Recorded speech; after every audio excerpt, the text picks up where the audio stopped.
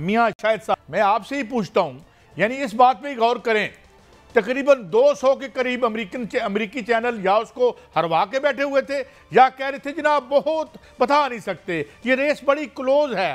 तो ये क्या इन्होंने अफ्यून खाई होती है या कुछ माल खाया होता है कि ये क्या है? और ये बहस हमारे यहाँ क्यों हो रही है? खैर से मैंने एक इंट्रो देखा बड़ा तवील, मैं खुद मुझ पर रिक्कत आ रही होगी, जैसे मैंने अर्ज़ किया कि यार मैं अगर ट्रंप की जगह होता तो मैं अपनी गिरफ्तारी पेश करता। जनाब अली हजूर, क्या कहेंगे आप?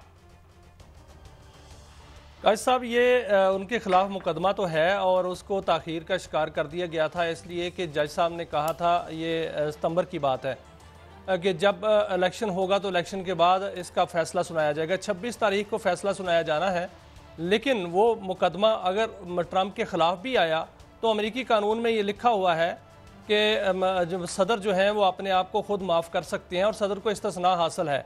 अब मुकदमा जो है वो फ़र्ज़ करो उनके ख़िलाफ़ सज़ा उनको हो जाती है तो क्या ट्रंप जो हैं वो जेल जाएंगे? ये एक बहुत बड़ा सवाल है। लेकिन इसका सवाल का जवाब जो है वो अमेरिकी कानून में मौजूद है कि जो सदर होता है, अमेरिकी सदर, उसको एक तो इस्तिस्ना होता है, दूसरा वो सज़ाएँ माफ़ कर सकता है और अपनी सज़ा खुद भी माफ़ कर सकता है। और इस हवाले से वकला ने अदालत को बता भी दिया है और ट्रंप को भी ये बता दिया है कि आप जो हैं वो सैकड़ों अफराद की भी सज़ाएँ माफ़ कर सकते हैं और अपने आप को भी माफ़ कर सकते हैं। ट्रंप के खिलाफ एक केस था, उससे पहले बना हुआ था, बड़ा स्ट्रॉन्ग केस बनाया गया था और उस हवाले से जो समातें भी चलती रहीं और 11 जुलाई को भी इस हवाले से फैसला आना बाकी था। लेकिन उस वक्त भी जज साहब ने यह कहा कि साबिक सदर हैं इसलिए उनको इस्तिस्ना है और वो फिर दोबारा उसकी समातें हुई तो सितंबर में ये फैसला किया गया कि 26 नवंबर को सुनाया जाएगा। इसलिए ये कहा जा रहा है, ये बहस बहुत ज़्यादा उठ रही है दुनिया में कि क्या ट्रंप जेल जाएंगे या हल्फ उठाकर वाइट हाउस जाएंगे।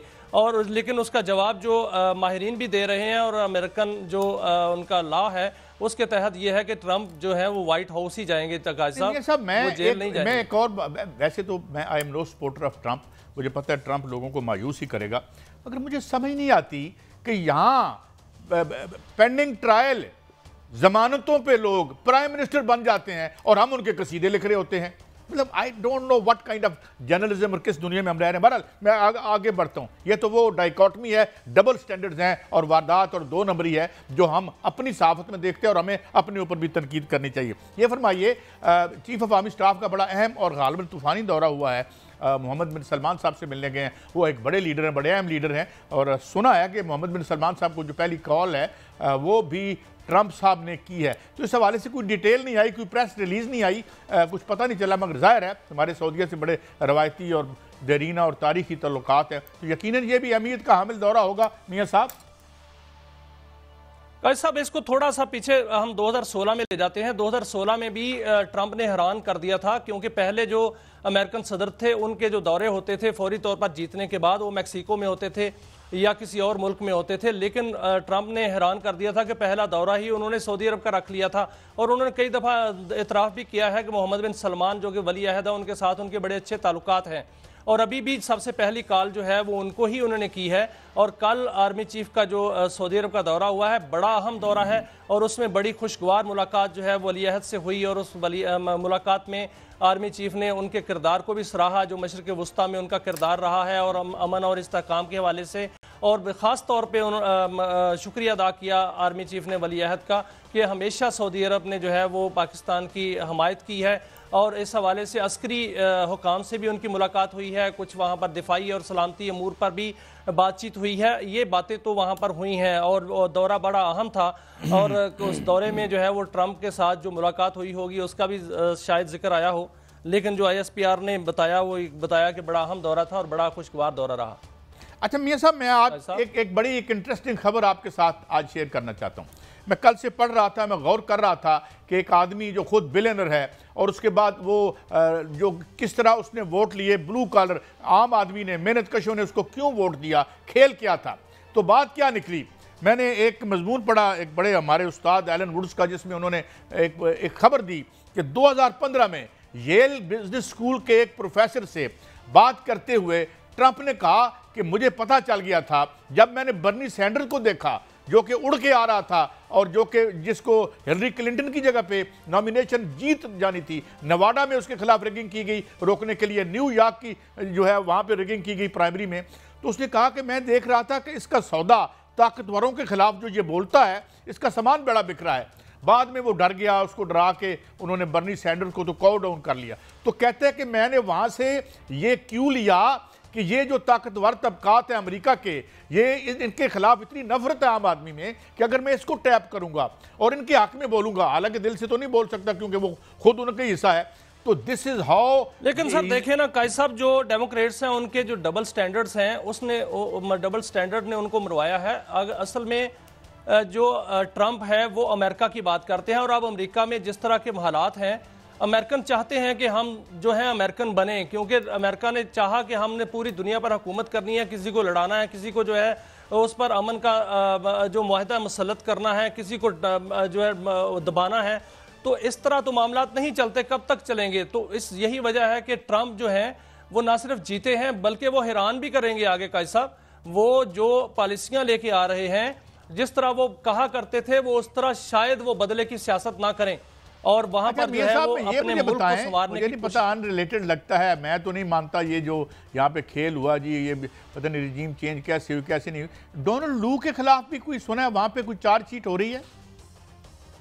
देखिए कायद साहब, ये $1 मिलियन क्वेश्चन है और इस पर जो है वो बहस हो रही है। डोनाल्ड लू के हवाले से बिल्कुल चार्जशीट हो रही है। ये पहले भी ट्रंप कह चुके हैं कि जो बाइडन इंतजामिया है वो उसने दुनिया में जंगें छेड़ी और रजीम चेंज में वो मुलव्वस रहे। ये वो अपनी तकरीरों में गुफ्तगू करते रहे, अपनी तकरीरों में वो खिताब करते रहे। लेकिन अब डोनाल्ड लू के खिलाफ जो है वो एक चार्जशीट जो है वो तैयार हो रही है कि अगर चार्जशीट सामने आ जाती है और चार्जशीट उसको कर दिया जाता है तो फिर कायद साहब क्या होगा कि पाकिस्तान पर इसके असरात नहीं होंगे? ये सवाल एक बनता है कि वो, क्योंकि यहाँ पर जो रजीम चेंज की बात होती है पाकिस्तान के अंदर, और बानी पीटीआई जो है बाकायदा तौर पर उसमें उन्होंने स्टैंड लिया और उन्होंने एक जलसे से खिताब करते हुए कहा कि उनका हाथ है, और वो उसमें पाकिस्तानी वजारत खारजा ने डिमाश भी जारी किया था उस वक्त, आपको पता है। तो अगर ये काम हो जाता है और चार्जशीट हो जाती है तो कायद साहब आप रहनुमाई करेंगे क्या इस पर जो है वो आगे बात तो चल सकती है? मैं आपको एक बात बताऊं, मैंने ये थ्योरी पहले भी इतनी ज्यादा बाय नहीं की थी।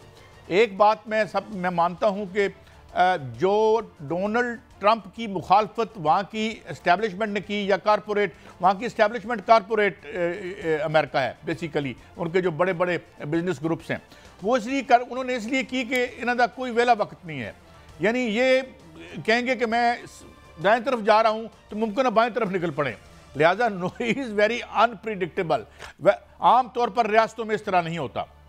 आमतौर पर जो उनके पॉलिसी गोल्स होते हैं वो वही रहते हैं, हुकूमतें आती जाती रहती है। एक एक्सेप्शन ये है कि जब यहाँ नवाज शरीफ साहब को सजा होने वाली थी और हो चुकी थी तो क्लिंटन ने इंटरवेंशन करके उनको यहाँ से निकाला था। गालबन हमने कल भी बात की थी कि वो माई लाइफ जो उनकी बायोग्राफी है उसमें उन्होंने इस बात को नकल भी किया है। ये बात मशाहिद हुसैन साहब भी कई दफ़ा बता चुके हैं।